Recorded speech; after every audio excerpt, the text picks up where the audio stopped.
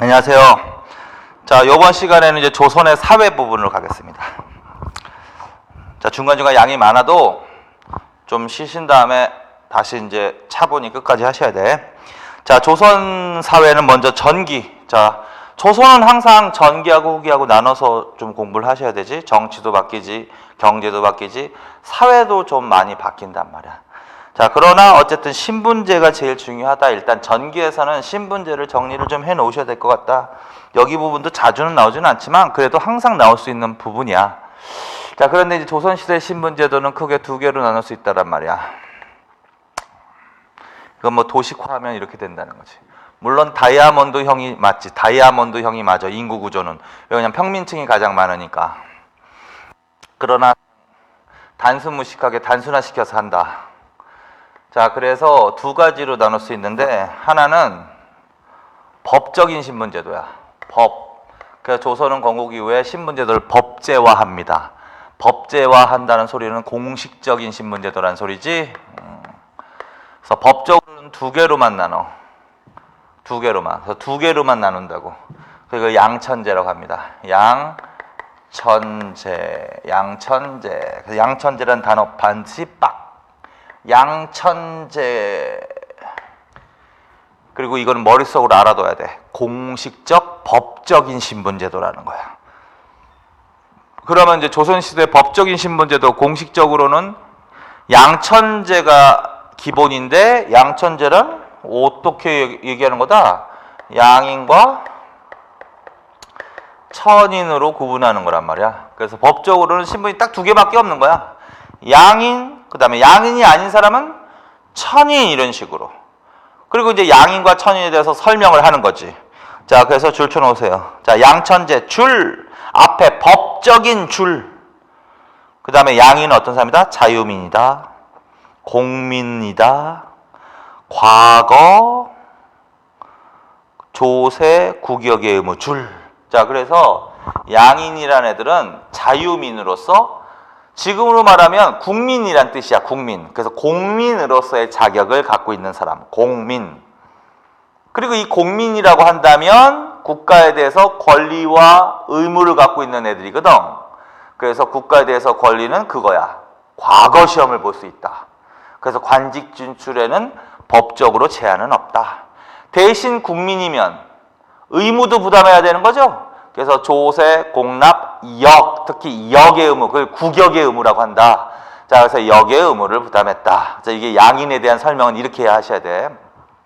반면에 천인은 어떻게 설명하고 있다? 비자유민 줄, 주인에게 예속 줄, 천역 줄, 과거응시 제한 줄, 국역의 의무 부담하지 않음 줄. 반대로 해석하면 되지. 자, 그래서 자유민인 반면에 얘들은 비자유, 자유가 없어. 그러니까 사람, 법적으로는 사람도 아니라는 거야. 비자유민, 주로 주인에게 예속돼 있다. 예속돼 있다. 천역을 담당했다. 얘네들은 공민이 아니기 때문에 권리도 없고 의무도 원칙적으로 부담하지 않는다는 소리를 하고 있는 거야. 그래서 얘네들은 원칙적으로 과거응시가 제한되는 거지. 관직 진출할 수 없는 거지, 원칙적으로는. 그러나 국역의 의무도 반대로 부담하지 않는다. 자, 그래서 이렇게만 설명하는 걸 양천제라고 한다고요. 자, 그래서 그거 기억해 놓고, 그 다음 밑에 반상제. 그러나 현실적으로는 그래서 현실적으로는 사회 계층별로 좀 대우받는 게 달라. 그래서 그걸 반상제한다. 반상제에서 현실적으로 운영되는 신분제도. 현실적으로는 하면 뒤에 반상제가 나와야 돼. 그래서 반상제 단어 빡 머릿속에. 그래서 양천제는 법적인, 이거는 현실적인. 반상제는 어떻게 구분하는 거냐? 네 개로 구분하는 거야. 양반, 중인, 상민, 천민, 이런 식으로. 그래서 양반, 중인, 상민, 천민, 그렇게 네 개 딱딱딱딱. 그래서 양반, 그 다음에 중인, 그 다음에 상민, 그 다음에 천민, 이런 식으로. 자, 그래서 요런 네 개로 구분 걸 반상제라고 한다. 이거는 이렇게도 표현한다. 양반과 상민을 구별하는 신분제도. 이렇게 여기에는 양인과 천인으로만 구분하니까 양반과 상민을 구별하는 이런 얘기가 안 통한단 말이야. 그래서 양반과 상민을 구별하는, 반상을 구분하는. 그러면 빨리 뭐라고 알아들어야 된다? 아, 이거 반상제구나. 이거는 현실적으로. 그래서 사회적으로 양반이 가장 우대받는 거고, 그 다음에가 중인이고, 그 다음에가 상민, 그 다음에 천민. 그리고 고려시대는 주로 이렇게만 한 거지. 여기다 용어만 바뀐 거예요. 여기 귀족이라고 하면 되지. 귀족. 그치? 똑같이 나눠보세요. 지배층과 비지배층. 지배층, 그 다음에 비지배층, 이런 식으로.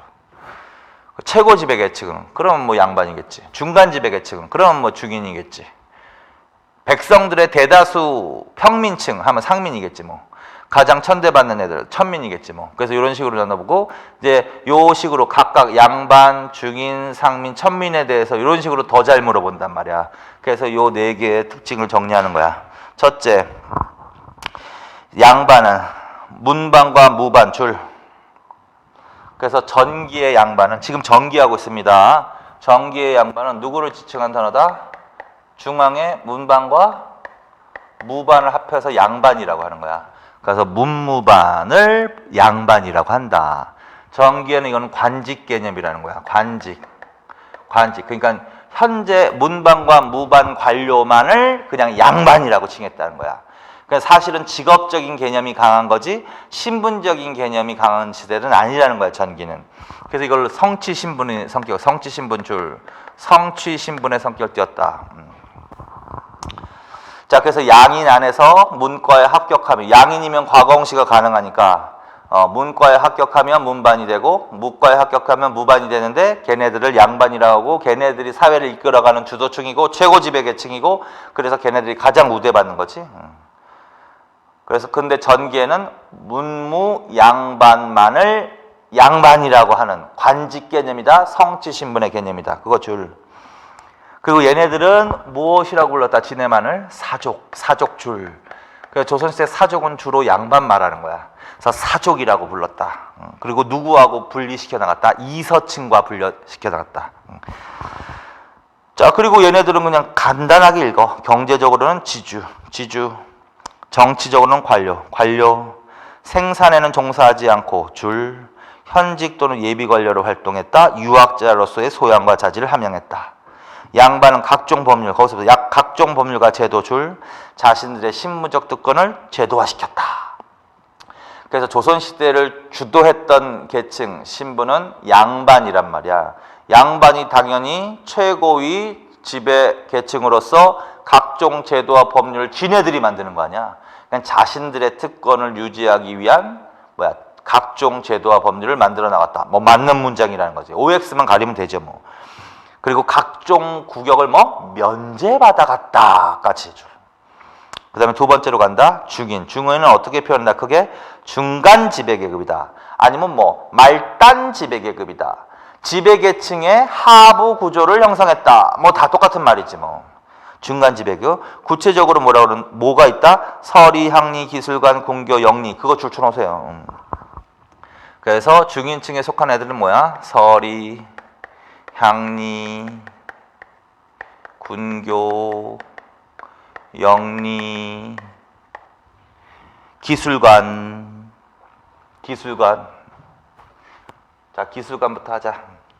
기술관, 잡학에 종사하는 애들, 잡직, 기술관, 그 다음에 서리, 그 다음에 향리, 군교, 영리 등. 얘 주로 무슨 층을 형성한다? 중인층을 형성한다. 얘네들 사실은 공무원 집단이라는 거지 말하자면. 근데 얘네들은 양반보다는 차별 대우를 받는 거야. 자, 그래서 그거 일단 줄쳐놓으시고, 그다음에 얘네들을 뭐라 그랬다? 이서층이라고 부른 거야. 이서층. 그래서 얘네들은 사족, 그다음에 얘네들은 이서층이라고 불렀다. 그래서 이서층은 중인층 물어보는 문제야. 줄. 자, 그 다음에 얘네들은 어떤 특징을 갖고 있냐? 전반적으로 직역세습 줄, 같은 신분 안에서 혼인 줄, 관층에서 가까운 곳에 거주 줄. 그래서 그거 별표 쳐놓고 그게 가장 일반적인 말이야. 자, 그래서 중인층은 주로 직역을 세습한다. 같은 신분 안에서 혼인했다. 관청에 가까운 곳에 거주했다. 그러면 이서층을 말하는 거야. 중인층. 자, 그 다음에 서울도 줄쳐놓읍시다. 서울은 첩외소생 줄. 첩외소생이 있다. 첩외소생.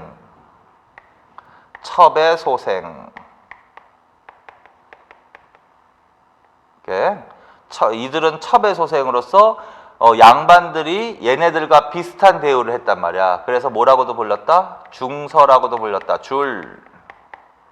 그리고 당연히 얘네들도 차별 대우를 여기에 이제 포함하게 하는 거지, 결론은. 그래서 차별 대우를 하는 거지, 얘네들. 얘네들에게는 특히 무엇을 제한했다? 문과응시를 제한했다. 그건 반드시 줄. 자, 그래서 첩외소생으로서 중소라고도 불렸다. 이들에 대한 설명으로 것은 문과응시를 제한했다. 근데 조심하실 것은 얘네들한테 대고 문과응시를 제한했다. 그러면 안 될 것 같아, 법적으로는.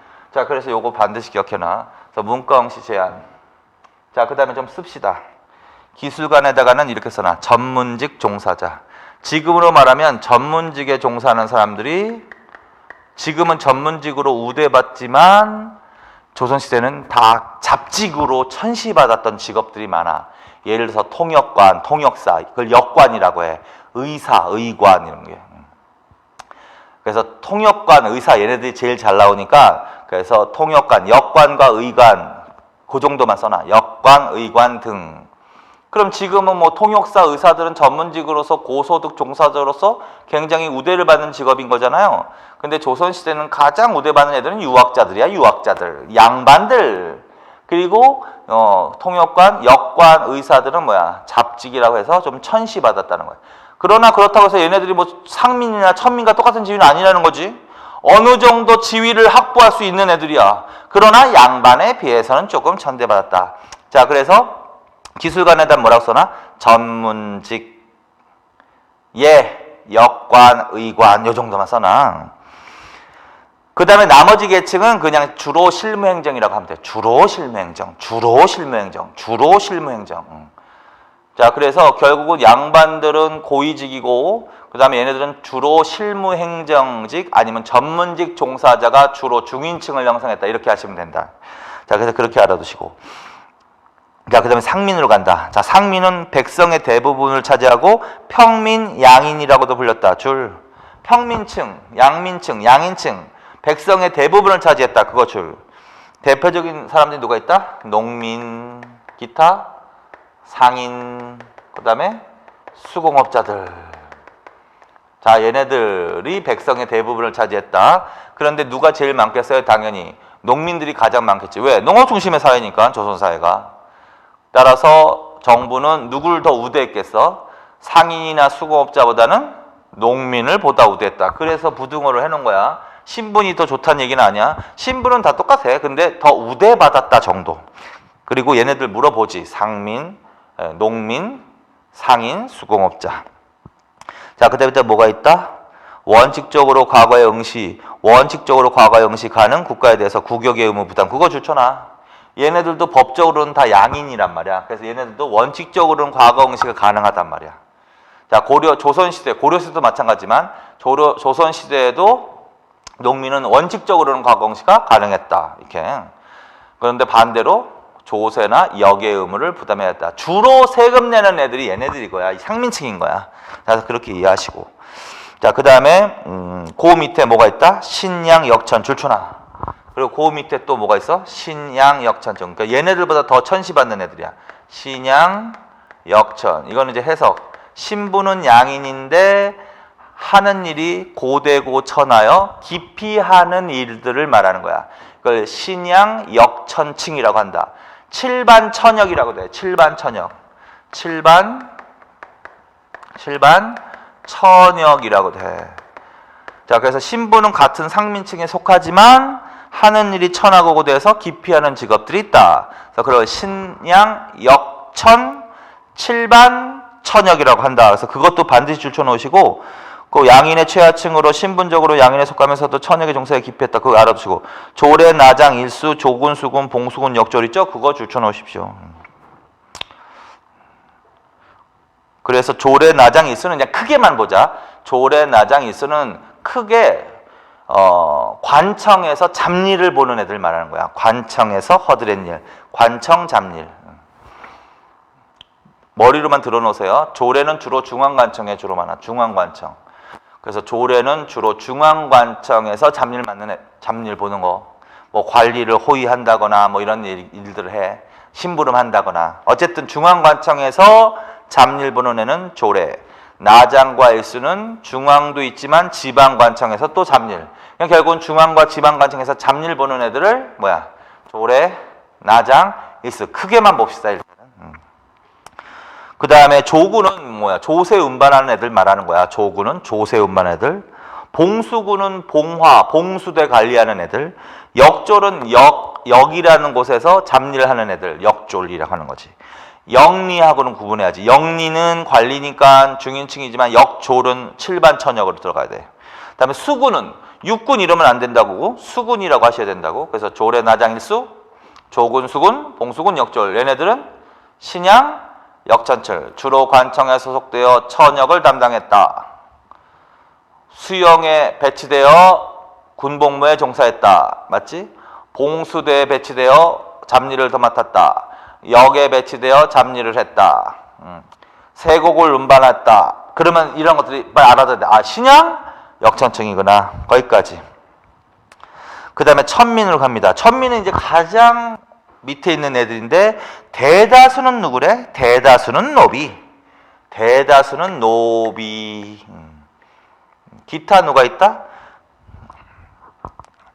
기타 거기 밑에 맨 밑에 백정, 그 다음에 광대, 무당, 창기 그렇게 추천하 먼저. 그래서 노비와 백정, 광대, 무당, 기생 등. 자, 이렇게 구성하는 게 천민이야. 근데 결론적으로 말씀드리면요, 이것도 이렇게 가야 돼. 노비, 만약에 이걸 법적으로 신분을 따진다면 양인과 천인으로만 나눠야 되는 거 아니야? 자, 그래서 법적으로 따진다면 노비만 제외하고는 나머지는 다 양인인 거야. 그러니까 얘네들도 사실은 칠반 천역으로 들어갈 수도 있는 거야. 자, 얘네들도 신분적으로는 뭐다? 양인에 속했다. 법적으로는 이렇게. 법적으로는. 그래서 그렇게 일단 써놓으세요. 그 부분에다가는. 그리고 이 노비는 법적으로도 천인인 거야. 자, 그리고 노비는 이제 단독으로 나오는 거지. 그래서 노비를 먼저 정리합시다. 노비. 이거 고려시대 했던 거하고 똑같은 내용이. 자, 조선시대 노비는 천민의 대다수를 차지했다. 주인에게 예삭되어서 재산으로 취급됐다. 매매, 상속, 증여의 대상이 되었다. 노비는 원칙적으로 노비끼리만 혼인이 가능했다. 노비 신분은 세습됐다. 그래서 부모가 모두 노비면 자식은 노비가 되는 거고, 그러나 부모 중 한 사람이라도 노비가 섞여 있으면, 그런 경우는 어떤 경우냐면 노비와 양인 신분이 결혼한 경우야. 원래 법적으로 안 되지만 현실적으로는 그런 경우도 있단 말이야. 그런 경우에도 부모 중 한 사람만 노비가 섞여 있으면 자식은 무조건 노비가 됐다. 그런 얘기야. 그 다음에 주인에 따라서 무슨 노비하고 무슨 노비를 나눌 수 있다? 공노비하고 사노비. 관청 국가소속 노비는 공노비, 관노비라고 하는 거고, 그 다음에 일반 개인에 속해 있는 거는 사노비라고 한다는 소리지. 그 다음에 형태로 두 가지가 있어. 솔고노비하고 외거노비. 솔고, 외거줄. 솔고, 외거. 공노비에다 이렇게 써놓으세요. 공노비에다가는 이벽노비. 이벽 내지는 선상노비. 선상노비. 그 다음에 납공노비 이렇게 써놔. 납공노비. 공노비에다가. 그래서 공노비는 솔고노비, 외고노비를 이런 용어로 쓰기도 해. 그러니까 뭐냐면 산노비에서 솔고노비의 개념이 이거야. 이벽노비, 선상노비. 그 다음에 외고노비의 개념이 납공노비야. 그냥 결국은 두 가지 형태가 있어. 주인과 함께 생활하는 노비는 공노비에서는 이병, 선상노비 이렇게 하는 거고, 산업에서는 솔고노비. 그다음 주인과 따로 떨어져서 생활하면서 주로 신공을 부담하고, 그다음에 농사를 짓는 노비. 이 사람들은 공노비는 납공노비라고 하는 거고, 산업이는 외거노비라고 하는 거야. 그렇게 써놓고, 그다음에 이제 외거노비에 대해서 별표 쳐놓고, 이 사람이 더 잘 나온다 그랬죠? 외고노비는 고려시대 했던 것처럼 독립적, 주인과 따로 떨어져서 생활하는 노비야. 그래서 독립적 생활줄, 매년 몸값, 신공부담 줄, 주인의 땅 경작 줄, 주인의 땅 경작. 그래서 주로 주인의 땅을 받아서 농사 짓는 노비란 말이야. 근데 거기 끝에 사경전 작계지, 이거 무슨 소리냐면 주인의 땅을 받을 때 사경전에다가 이렇게 써놓은, 사경전에다가는 일부 주인의 땅 중 일부는 사경전이라는 이름으로 받는 거야. 물론 소유권을 받는 얘기는 아니고 일부는 사경전의 이름으로 농사를 짓고 가을에 수확을 하면은요, 이건 자기가 갖는 거야. 그래서 수확물 노비차지 이렇게 나, 노비차지. 그 다음에 작계지 있죠. 작계지는 다수의 토지는 작계지라는 이름으로 받아서 농사를 짓는다고. 이거는 수확물을 주인에게 바치는 거야. 주인 받침. 자, 그래서 그런 식으로 알아놔. 그러니까 이것도 뭐 자주 나오는 문장은 아닌데 개념만 좀 알아두세요. 기출문제 나온 적이 있으니까 7급 정도에. 9급에서도 지방직에서는 한번 나온 적이 있어. 단어 선택지에서. 그래서 하는 거야. 자, 그래서 외고노비는 주인과 따로 떨어져서 독립적 생활을 했던 노비고, 그 다음에 이들은 매년 주인에게 몸값을 바치고, 그 다음에 신공, 그 다음에 주인의 땅을 경작했다. 근데 그 주인의 땅을 경작했다, 일부는 사경전으로 경작해서 수확물을 자기 노비가 차지하고, 대다수의 주인의 토지는 작계지라는 이름으로 받아서 수확물 주인에게 바쳤다. 이런 식으로 알아두시라고. 자, 그 다음에 신분 상승 당연히 줄주나. 그리고 밑에다가 하나 더 써놔. 재산 축적. 중요한 거 빠졌네. 재산 축적 가능하다. 고려시대하고 똑같다고요. 그래서 외거노비는 독립적 생활이 가능했고 재산을 소유할 수도 있었다라고 해야 돼. 그리고 일정한 경우에는 신분을 상승하기도 했다. 이렇게. 그 다음에 공노비는 유해잡직으로 진출했다. 그건 줄만 쳐놔.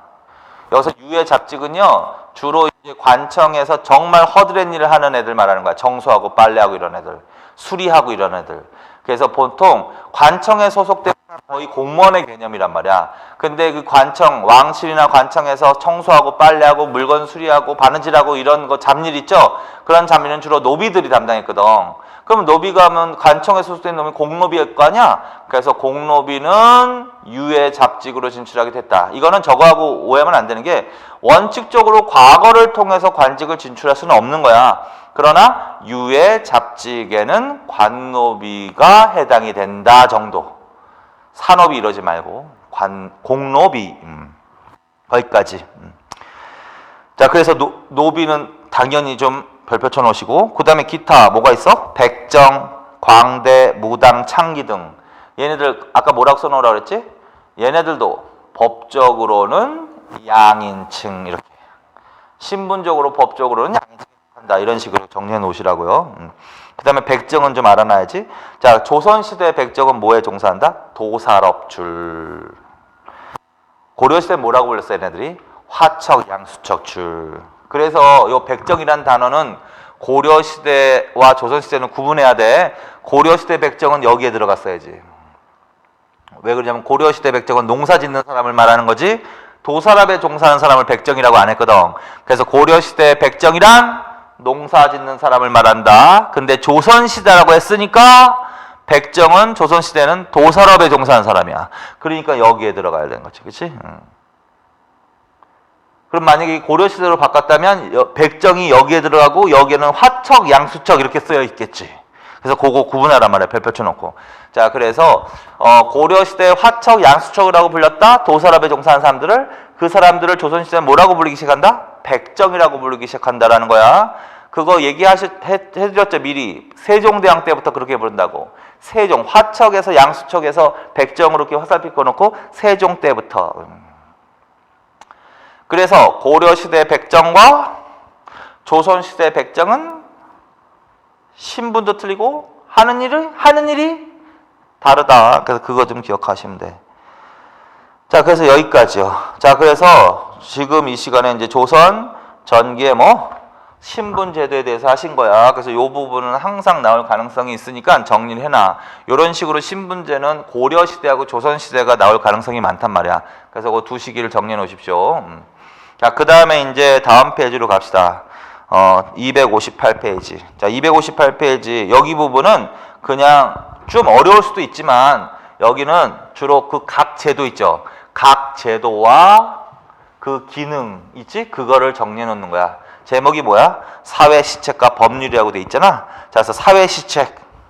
그걸 먼저 합시다. 조선시대도 각종 뭐야? 사회 시책이 시행되었는데 그래서 뭐 막 나열될 거란 말이야. 근데 그것들을 이제 분석해 보니까 주로 뭐냐면 빈민구제 제도라는 거야.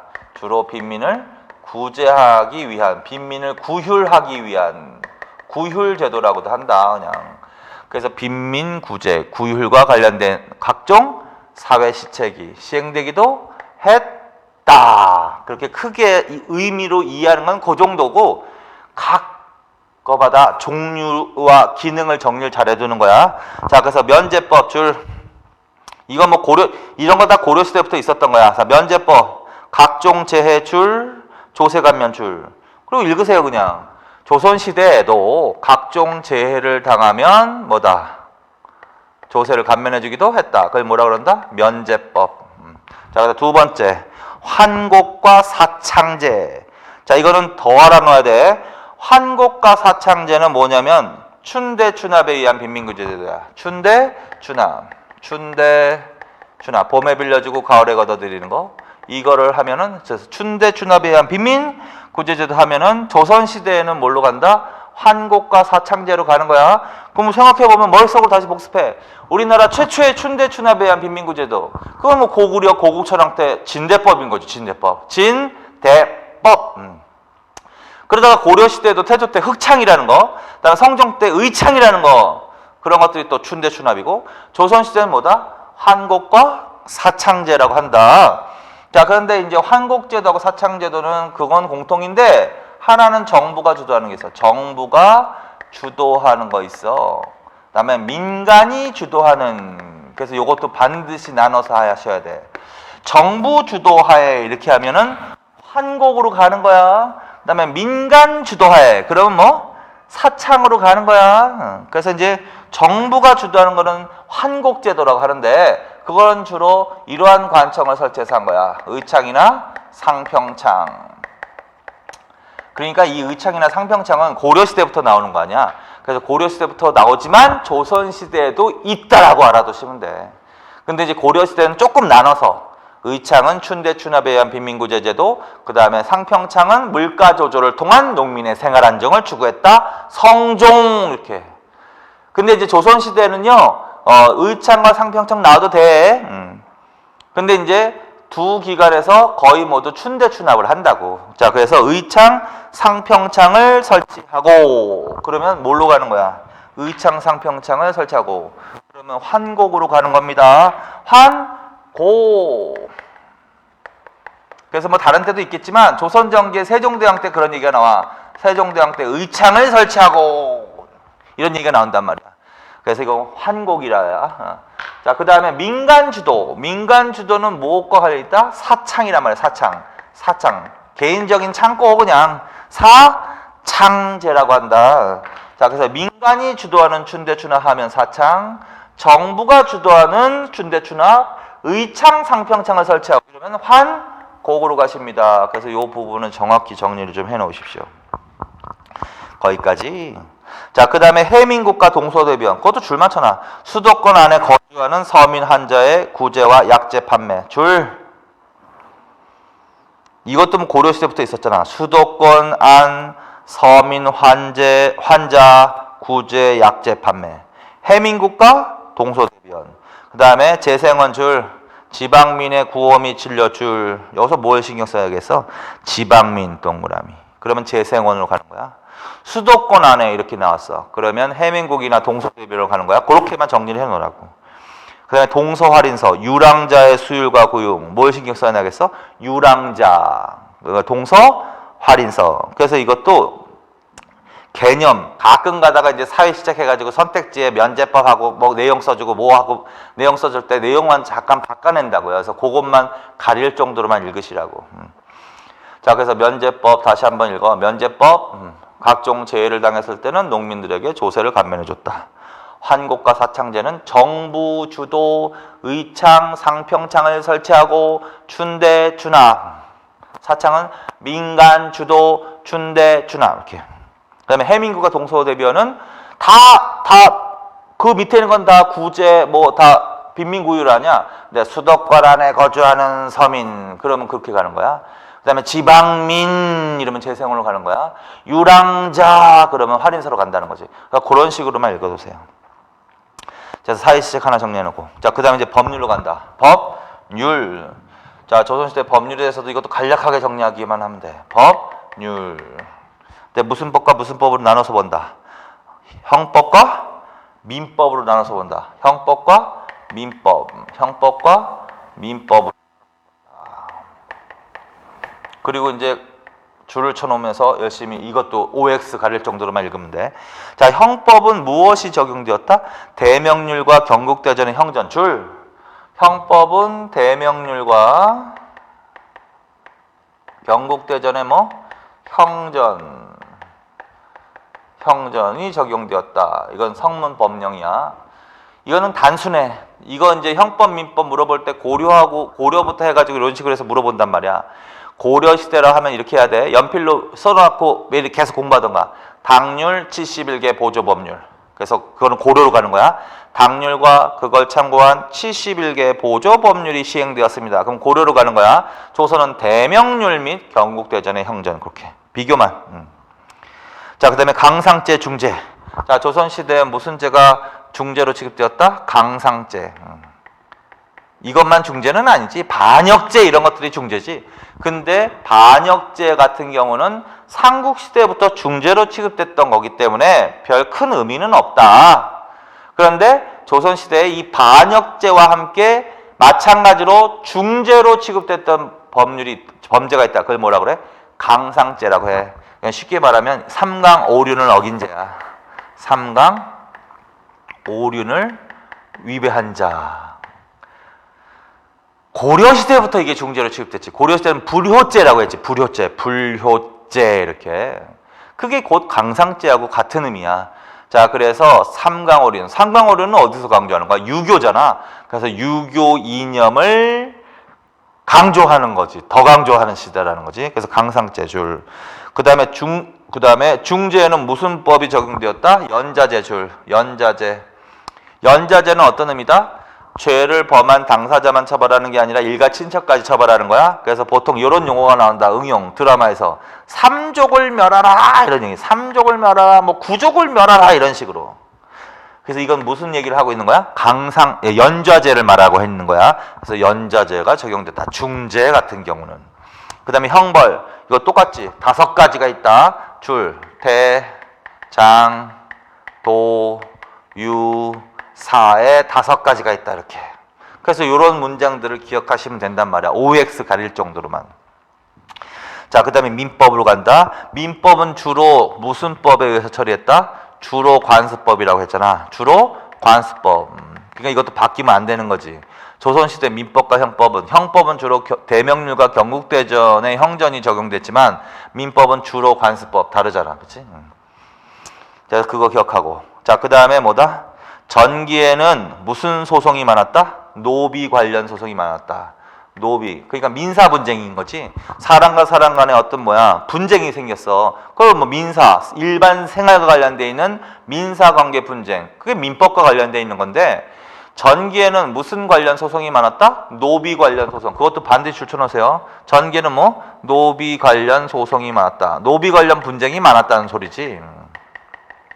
근데 후기로 가니까 점차 후기가 무슨 문제가 많아진다? 산속 문제가 많아진다. 그럼 산속 문제는 어느 시대 특징으로 나와야 돼? 조선 후기로 나와야 돼. 조선 후기. 자, 그래서 후기에는 산속 문제. 이건 묘지쟁탈전이야. 풍수지리설과 관련이 있다. 그래서 조선 후기, 특히 17세기 이후에 이런 현상이 굉장히 많이 나오는데 지방끼리 싸우는 거야. 서로 명당 자리에다가 자기 조상의 묘를 쓰려는 거. 그러니까 명당쟁탈전이야. 명당쟁탈전. 그래서 그걸 산속 문제라고 한다. 그거는 반드시 시기도 알아놔. 후기다. 거기까지요. 자, 그 다음에 사법기구. 사법기구는 별표 쳐놓고, 요거는 좀 외우셔야 돼. 이거는 이제 행정기구 관청할 때도 했지만, 지금 여기 나열되어 있는 것은 주로 사법기구에서도 나온단 말이야. 사법기구. 재판을 담당했던 사법기구. 근데 그 중에서 주로 중앙사법기구로는 뭐가 있다 해가지고 정리해 놓읍시다. 첫째 뭐가 있어? 삼법사. 그거 좋잖아. 삼법사. 그래서 조선시대는 삼법사라는 개념도 나온단 말이야. 삼법사는 뭐다? 세계의 주요한 사법기구 말하는 거야. 세계의 주요한 사법기구. 뭐 말한다? 형조, 사헌부, 한성부. 형조, 줄. 이거 외우셔야 돼. 형조, 사헌부, 사헌부, 한성부. 요 세 개는 원래 행정관청 아니야? 그런데 여기는 재판도 담당한다는 거야. 그래서 세계의 주요한 사법기구. 삼법사라고 합니다. 삼법사. 이렇게.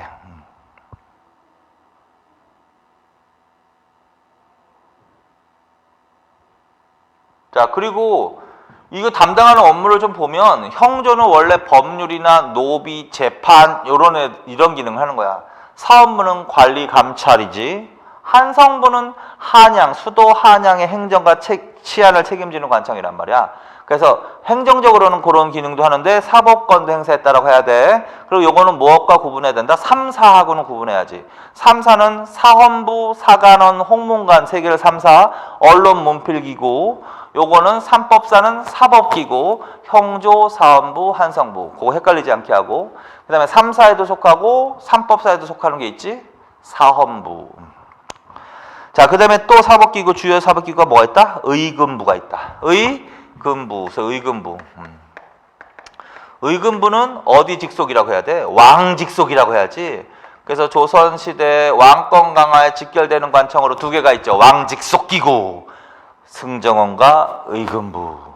승정원은 왕명 출납, 의금부는 뭐야? 왕명으로 중대한 범죄자를 신문 재판하는 기구다.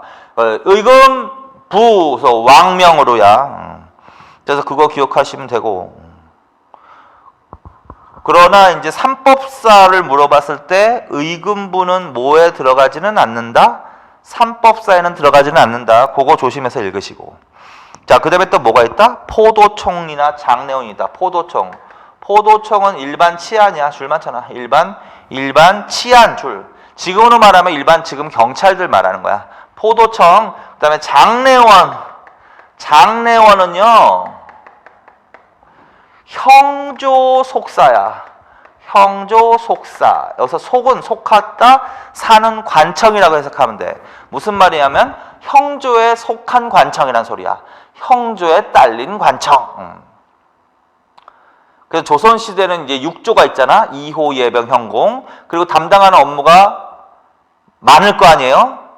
그 중에서 이제 좀 중요한 업무 같은 경우는 그 업무만 단독으로 담당하기 위해서 그 조 안에 또 딸린 관청을 설치한다. 그걸 속사라고 한다. 속사. 조선시대는 속사가 굉장히 많아. 각 6조에 딸려 있는 속사가 많아. 그 중에 하나가 이거야. 장례원은 어디 소속 속사야? 형조 소속 관청. 그걸 형조 속사라고 한다. 형조 속사. 형조 소속 관청 있지? 거기다 줄쳐놓고 형조 속사라고도 표현한다. 용어를 모를까봐 설명하는 거야 지금. 근데 형조가 하는 일이 뭐냐면 노비 사무를 담당하는 게 형조거든. 그래서 이 노비 사무만을 전담시키기 위해서 형조 소속 관청으로 장례원을 설치한 거야. 자, 그래서 이 장례원은 무슨 사무를 전담하는 관청이다? 노비 사무. 따라서 노비 소송도 어디서 하는 거야? 장례원에서 해서 노비 소송. 결론. 노비 소송 하면은 장례원으로 갑니다. 그래서 그거 반드시. 그래서 지금까지 나열한 게 주로 중앙의 사법기구 말하는 거야. 중앙의 사법기구에서 삼법사, 의금부, 포도청, 장례원. 그래서 요것도 개념. 이건데 이해하는 게 아니라 외워야 되는 거 아니야. 그러니까 외우셔서 풀어야 돼. 자, 그 다음에 이제 지방. 지방에서의 사법권은 누가 행사했느냐? 누가 행사했다? 지방관이 행사했다는 소리야. 지방관이 행사했다. 그래서 지방에서의 사법권은 지방관이 행사, 수령은 주로 민사, 견범, 태형의 재판권이 있었고 관찰사는 모든 범죄를 다룰 수 있었으나 중재는 중앙에 보고하고 처리했다. 그래서 연필로 줄만 쳐놓고 그냥 한 번만 읽으세요.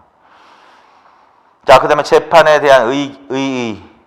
재판에 불만이 있을 경우에 다른 관청이나 상부관청에 소송 제기 줄만. 그 다음에 신문고나 징을 쳐서 백성들이 임금에 직접 억울함을 호소 줄. 신문고 밑에다가 북. 그래서 북을 쳐서 왕에게 직접 의견을 고하게 하는 자를 신문고라고 한다. 신문고, 이거 태종이 만든 거지. 신문고. 그래서 징에다가는 격쟁이라고 해서 격쟁. 징을 쳐서 격쟁. 징 소리가 좀 시끄럽죠. 그래서 징을 막 쳐. 그러니까 왕이 어디를 행차하잖아. 그러면 백성들이 징을 막 쳐. 그러면 백성들이 할 얘기가 있구나. 이런 식으로 알아듣는다고. 그래서 그걸 격쟁이라고도 한다. 격쟁. 근데 그 중에서도 특히 신문고를 더 알아나. 신문고 동그라미 쳐놔. 밑으로 빼. 태종 때 설치했다.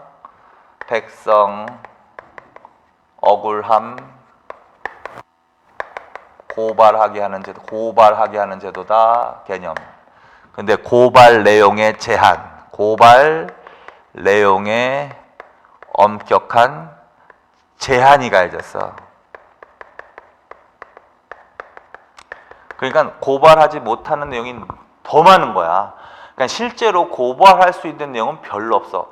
저 정도만 고발할 수 있어. 누가 반란을 획책합니다. 그런 거 고발하는 거야. 부모를 고발하지도 못해. 수령을 고발하지도 못해. 그런 것도 다 못해. 왜냐면 그런 거 다 강상죄 걸리는 거야. 자, 그래서 제한. 그래서 제대로, 결론은 제대로 시행되지, 제대로 활용됐다. 이러면 안 돼. 제대로 활용되지는 못하더라. 그마저도 연산군 폐지. 연산군 때는 폐지시켜. 연산군 때 폐지. 마지막으로 한다. 영조 부활. 조선 후기 어느 때 다시 부활한다? 영조 때 부활. 요 정도 써놓으세요. 자, 그래서 신문고는 그 중에서도 좀 잘 나오는 지문이니까 태종 때 처음 설치되었습니다. 백성들의 억울함을 왕에게 고발하게 하는 제도입니다. 부구를 여서. 그러나 고발 내용에 엄격한 제한을 두었기 때문에 일반적으로 널리 활용되지는 못했습니다. 게다가 16세기 연산군 때는 아예 폐지시켜 버렸습니다. 그리고 조선 후기 영조 잘 나오죠. 영조 때 뭐 부활, 신문고 부활, 이런 식으로 좀 알아두시면 돼. 거기까지. 자, 그 다음에 사법기구. 지금까지 이제 요거 박스에서 사법기구 지금 본 거잖아. 그래서 사법기구 제목 밑에다 써. 이거 써놔. 기본적으로. 사실 생각해보면 지금 삼법사부터 해가지고 이 장례원이라는 거 있죠. 그 다음에 지방관도 다 이거 행정기구와 행정관이란 말이야. 행정기구와 행정관이지. 그러니까 조선시대 이 행정관청이나 지방에 파견되는 행정관들은 행정권만 행사한 게 아니거든. 행정권과 무슨 권도 행사했다는 소리가 들어가 있는 거야? 사법권도 함께 행사했다는 소리야. 그 말은 행정과 사법이 결합돼 있다. 또 그 말은 사법권이 행정권으로부터 분리되었다. 그러면 안 된다는 소리겠죠? 그래서 결론을 써놔. 사법기구 밑에다. 조선시대 사법기구 내지는 사법권은 행정과, 이렇게 써놔. 행정과 사법 미분화되었다. 이렇게. 그래서 조선시대 사법권이 행정권으로부터 분리되었다. 그러면 안 된다는 소리입니다. 자, 그래서 그렇게 해놓고. 그 다음에 마지막으로 경국대전 한번 봅시다. 경국대전은 별표 쳐놔. 경국대전은 나라의 기본법전이야. 법률하고도 관련이 있는데 성문기본법전이라고 써놓으세요. 성문기본법전. 경국대전은 이 법률은 조선의 기본 법전이다. 성문화시킨 법전이다. 나라의 통치체제 뼈다귀가 들어가 있는 법률이다. 그래서 지금으로 비교하면은 헌법에 해당되는 거야. 그래서 이걸 경국대전. 그래서 결론은 조선시대가 고려시대하고 좀 달라진 점이 있다면, 물론 고려시대에도 일부 성문법령이 시행되기도 했으나 기본법이 만들어지지는 않았단 말이야. 근데 조선시대는 될 수 있으면 어떻게 통치를 성문법령에 의해서 합리적으로 통치하려는 시도를 하는 거야. 그게 이제 경국대전의 제정의 의 정도 된다. 그런데 이 경국대전은 뭐야? 어느 때부터 편찬되기 시작했다? 세조 때부터. 그거 줄쳐놓으세요, 반드시. 그래서 조선시대 기본 성문법전이다. 세조 때부터 편찬되기 시작했다. 이때 호전과 형전이 이미 만들어진다. 그리고 완성된 것은 성종 때 완성 반포된다. 이렇게. 자, 그래서 이것은 조선의 기본 통치의 기본 법령, 성문 법령으로서 세조 때부터 편찬되기 시작해서 두왕 다알아나 세조 때부터 편찬되기 시작해서 뭐 성종 때 완성. 그래서 이것이 편찬되기 시작했다면 세종을 물어보는 거야. 완성 반포되었다 이것이. 그러면 성종 때를 물어보는 거야. 자, 그래서 그거. 그다음에 육전으로 구성돼요. 육전줄. 기본 구성이 육전으로 구성되어 있다. 이거 무슨 소리냐면 기본적으로 이제 뭐냐면 이 성문법 이 경국대전은요. 2호 예병 형공 6조 있죠. 6조의 업무를 성문화시켜 놓은 거거든. 그래서 6개의 전이 있는 거야. 2조의 업무를 성문화시킨 게 2전이란 말이야. 그 다음에 호전이 있겠지. 그런 식으로 해서 6전 체제로 가는 거야. 그래서 2호 예병 형공까지 6조의 업무를 성문화시켜 놓은 법령이 경국대전이기 때문에 기본 구성이 무슨 구성이라고 되어 있는 거야? 6전이라고 되어 있는 거지. 6전. 그래서 6전 줄. 근데 그 중에서 이제 호전과 형전은 이미 세조 때 만들어졌단 소리야. 그래서 세조에다가 호전과 형전이라고 또 써놓으세요. 호전과 형전. 세조 위에다가 세조, 호전, 형전, 육전, 상종서는 당연히 줄쳐놓고 육전, 상종서, 육전으로 구성되어 있잖아. 그러니까 육전, 상종서, 이거 경국대전과 관련 있는 기구인가 보다 알아듣기만 하세요. 그리고 경국대전은 당시 현존한 고유법을 당시 현존한 고유법 성문화 줄. 중국의 법률을 성문화시켜 놓은 게 아니라 당시 존재하고 있던 관습법을 성문화시켜 놓은 거란 말이야. 우리나라 거. 그러니까 자주적 성격도 있다라는 소리지. 그거. 자, 그래서 이 정도 일단 알아두십시오. 요게 이제 대충 기본적인 틀이야. 그래서 이것은 기본 성문 법전인데 세조 때부터 편찬돼서 성종 때 완성된 거고 6전으로 구성되어 있다. 당시 현존했던 고유법을 성문화시킨 것이다. 이 정도로 크게 의미. 그런데 이 경국대전은 물론 뭐야? 세조 때부터 편찬돼서 뭐 성종 때 완성됐지만 그 이전에도 법전은 있었단 말이야. 그 전에도 뭐 법전은 있었단 말이야. 그래서 그걸 좀 나열해 놓은 거야. 자, 그래서 그 밑에 나오는 거 조선경국전, 경제문감, 경제육전. 그거 줄쳐놓으세요. 그리고 조선경국전과 경제문감. 태조 때 조선경국전과 경제문감. 이건 사람 때문에 반드시 알아놔야 되지. 누구 거야? 정도전 반드시 기억. 정도전. 그리고 또 뭐가 있다? 조준의 경제육전. 경제육전. 결국 이 경국대전이라는 것도 이 국초에 이런 것들이 다 기본이 모태가 돼서 발전해 왔다는 소리를 하고 있는 거야. 근데 요거는 반드시 정도전이기 때문에 정도전은 반드시 기억해놔. 조선경국전, 경제문감. 그 다음에 경제육전. 자, 육전. 뭐다? 육전으로 돼 있잖아. 결국은 경국대전이 육전으로 돼 있다 그랬잖아. 그래서 결국은 이 육전이 발전하는 거야. 육전. 그리고 태종 때. 자, 태종 때는 이게 태조 때고 태종 때는 뭘로 간다? 속육전 줄. 태종 때는 속육전. 태종 때는 속육전.